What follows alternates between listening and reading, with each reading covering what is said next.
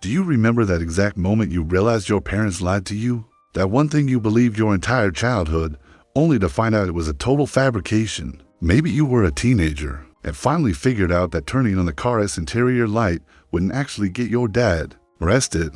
Or maybe you were in college when you realized nobody was calling Child Protective Services just because you left the house with wet hair. Or perhaps you were a parent yourself, caught yourself telling the same exact lie to your own kid, and suddenly the whole game made sense. These weren't some elaborate, coordinated conspiracies. Yet somehow, it seems like all black parents told the same lies. It's like this secret, unwritten rulebook was passed down through generations. Or maybe the problems were just so universal that our parents all came up with the same creative solutions. As kids, we believed these lies completely. We built our lives around rules that weren't even real, avoided things that had zero consequences, and feared outcomes that were never going to happen. Finding out the truth felt like a betrayal, right? Like your whole childhood was based on a lie, and the people you trusted most had been playing you the whole time. But now, as adults, we get it. We look back and understand that most of these lies had a purpose. They taught us lessons indirectly, controlled our behavior when nothing else would, or just made parenting a little bit easier when explaining the real reason was too complicated. So, if you watch this video and recognize even half of these lies from your own childhood, hit that like button and share in the comments which one you believed the longest, or which one cut the deepest when you found out the truth. By sharing these stories, we're not just reminiscing. We're honoring the creative problem-solving of black parents who used a little strategic dishonesty to raise us in a challenging world. Today, we're diving into 8 lies black parents told with such conviction that we believed them for years. We'll look at why each lie was necessary and what it reveals about black parenting. First up, the classic, McDonald's is closed, or the store is closed, or they don't have what you want even when all the evidence pointed to the contrary. You remember it. You're in the back seat. You see those golden arches glowing. Cars are literally in the drive-thru. People are inside eating. Your mom or dad says, with a straight face, "Oh, McDonald's is closed right now." You're standing outside a store, lights on, people walking in. You're told, "Nope, that store's closed today." You'd ask for that one toy you saw on TV, and the answer was always, "They don't make that anymore," even though you just saw the commercial 10 minutes ago. We believe them because why would our parents lie about something so obviously true? As adults, we understand the real reason. Our parents couldn't always afford to buy us fast food or that new toy every time we asked. But instead of getting into a whole conversation about the family budget, or just saying no and bracing for the whining and begging, they came up with a simple, effective lie. It wasn't about them not wanting to give it to you. It was about the world making it unavailable. The lie neatly shifted the blame. You can't argue with a closed store. You can't beg for something that supposedly doesn't exist. It ended the conversation right then and there, without making anyone feel bad about money. Discovering this lie usually brought a flash of betrayal, but it was quickly followed by understanding. Our parents were protecting us and themselves from the uncomfortable realities of money that we were too young to understand. Lie number 2, I've got eyes in the back of my head. We all believed our parents had some kind of superpower, right? You'd spend hours trying to find those hidden eyes, and you'd think twice about acting up even when their back was turned, because you knew those back-of-the-head eyes were watching. Your mom would be at the stove, back completely to you, and suddenly call out, "I know what you're doing." How did she know? It had to be the eyes. Your dad would be reading the paper and somehow know exactly what mischief you and your siblings were getting into behind the couch. It was proof of their supernatural vision. This lie was pure parenting genius. Let's be real. Parents can't watch their kids every single second. But if you make your kids believe they're always under surveillance, they start to police themselves. The lie created an internal voice of caution that worked even when a parent wasn't physically in the room. We behaved better because we thought we were always being watched. The truth about this one usually dawned on us gradually. We got older and learned about things like peripheral vision, reflections in the window, and just being able to hear what's going on. The sense of betrayal was pretty mild because by the time we figured it out, the lie had already done its job. And number 3, a lie that struck fear into the hearts of children everywhere. Turning on the interior car light while driving is illegal. You would get arrested. The car would crash. It was a major crime. We believed this without question. We'd sit in complete darkness on night drives, terrified to even glance at that light switch. If a sibling dared to reach for it, you'd be the first to shout, "No, Dad's going to jail." Our parents delivered this lie with the same seriousness they used for real laws and actual safety rules, so we never doubted it. Of course, as adults, we know the real reason. That little light is incredibly annoying for the driver. It creates glare on the windshield, makes it harder to see the road, and just strains your eyes at night. But instead of explaining all that, or just saying because I said so, our parents made it a matter of law and order. It was non-negotiable. Finding out this was a lie usually happened when we started driving ourselves. It was one of those moments where you feel a little foolish for believing it for so long. But you also get it. That one little lie prevented so many backseat arguments and kept our parents focused on the road, all without having to explain the physics of nighttime glare to a 6-year-old. If you go outside with wet hair, you're gonna catch pneumonia and die. Sound familiar? Well, that's just one of the legendary lies Black parents told us. They swore that wetness and cold were the direct cause of sickness. We truly believed that if we didn't bundle up enough, we were doomed. Our mothers seemed to have secret medical knowledge about exactly how colds were transmitted. So, we wear a coat even when it was barely cool. Terrified of the pneumonia our parents warned us about. This whole story came from a genuine concern for our health, but also a big misunderstanding of how illnesses actually spread. They were just passing down what their own parents told them, that cold and wet make you sick, when really, it's viruses. But let's be real, this lie served another purpose. Getting a Black child dressed for the weather is a daily battle. Instead of arguing about coats and hats every single day, the fear of pneumonia got us to cooperate real quick.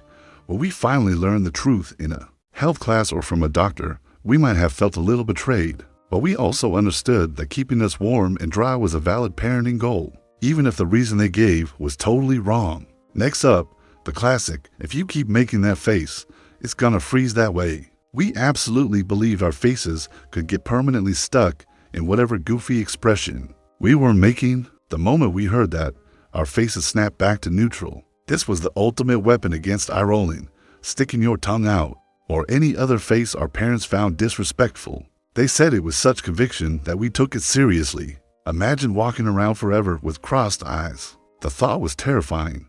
This lie worked by playing on our vanity and fear. We might not have cared about being disrespectful, but we definitely cared about having a permanently ugly face.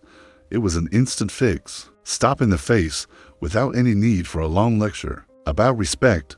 Looking back, we realize it's obvious nonsense, but we get it. Parents used it to control those disrespectful looks that are so hard to discipline otherwise. It was efficient, effective, and honestly, pretty harmless. I'll give you something to cry about. This one was a real mind bender. If you were already crying, how could they give you something to cry about? We didn't question the logic, though. We just stopped crying immediately because that threat was terrifying, even if it made no sense. Our parents used this line to shut down whining, tantrums, and any crying they thought was over the top. The threat basically said, whatever you're crying about isn't a big deal, but if you don't stop, I'll give you a real reason for tears. We all knew that meant discipline was coming if the waterworks didn't stop. The lie wasn't that they would give you something to cry about. Oh, they would. The lie was suggesting that your current reason for crying was invalid. As adults, we can see the contradiction, but we also understand they were trying to distinguish between real hurt and just crying for attention. The phrase is so iconic in our families that many of us find ourselves saying it to our own kids, even though we remember how little sense it made. And finally, the one that set the record straight.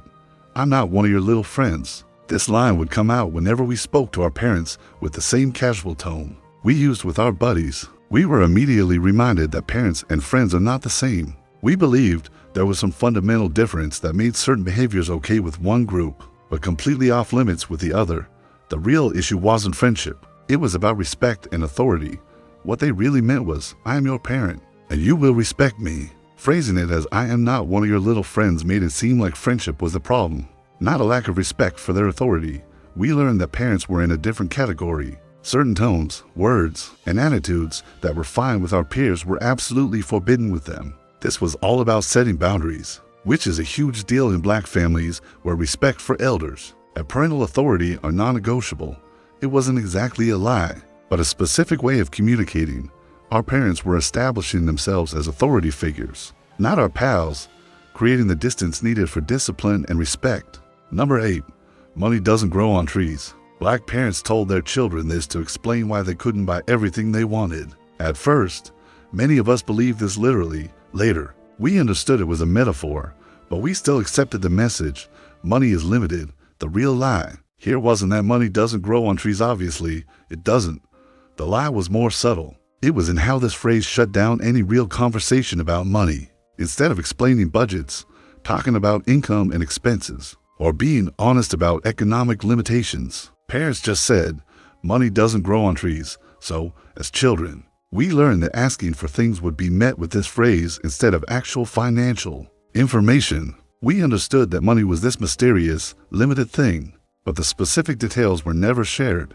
This created a situation where we knew money was tight, but we didn't understand why. We weren't taught about budgeting, financial planning, or how money actually works. The phrase was an efficient way for parents to end requests and avoid uncomfortable conversations about poverty or financial stress they didn't want us to worry about. When we grew up and realized this wasn't so much a lie as a conversation stopper, we recognized that our parents used these phrases to manage financial discussions. It was a way to protect us from economic anxiety, but it also kept us in the dark about family finances until we were adults, forced to learn everything from scratch. These 8 lies that Black parents told their children reveal parenting strategies that often prioritize efficiency over complete honesty and behavioral control over detailed explanations. They were strategic lies, used to solve problems that a truthful explanation might not fix as quickly or effectively. These lies worked because as children, we believed our parents completely. Questioning parental authority was often not an option, that we lacked the life experience to see the contradictions in what they were telling us. Looking back as adults, many of us have complicated feelings about these lies. Some feel a sense of betrayal, even while understanding the motivations behind them. Others find themselves telling the exact same lies to their own children, despite having resented being deceived themselves. Some can even appreciate the creativity and efficiency of these parental fibs, while still wishing their parents had been more honest. Most of us, however, recognize that these lies were parenting tools. They were used by people who were doing their best. With limited resources, limited time, and limited patience, they faced challenges that required quick solutions, not long, drawn-out explanations. Of course, the lies Black parents told weren't unique to Black families. Many parents across different cultures used similar deceptions, but the specific nature of these lies, the way they were delivered with such absolute authority, the way we as Black children believed them without question, and how they functioned within our family structures created a particular pattern worth talking about. Our parents used these lies to establish authority in households. Where respect for elders was fundamental, they used them to control our behavior when they couldn't directly supervise us. Hoping to instill a sense of internal regulation, they used them to shield us from the harsh economic realities and adult stresses that we couldn't possibly understand or help with at the time. And sometimes, they used these lies simply to make parenting a little easier in moments when they lacked the energy or patience for the honest truth. None of this makes the lies right or wrong, good or bad. It just makes them understandable. They were products of circumstances, cultural values, and a parenting philosophy that often prioritized obedience and protection over transparency and shared decision-making. Those of us who believed these lies and later discovered the truth mostly survived the feeling of betrayal. We integrated the knowledge that parents sometimes lie into our understanding of adult complexity and human imperfection. Many of us went on to become parents ourselves and faced the same exact choice our parents faced: tell the truth and deal with the consequences, or tell a convenient lie and solve the problem immediately. The cycle often continues, with each generation discovering their parents' lies and then choosing whether to perpetuate them or to break the pattern. We finally understand that parenting is complicated, and sometimes dishonest shortcuts seem to work better than honest struggles, even if honesty would be the more virtuous path.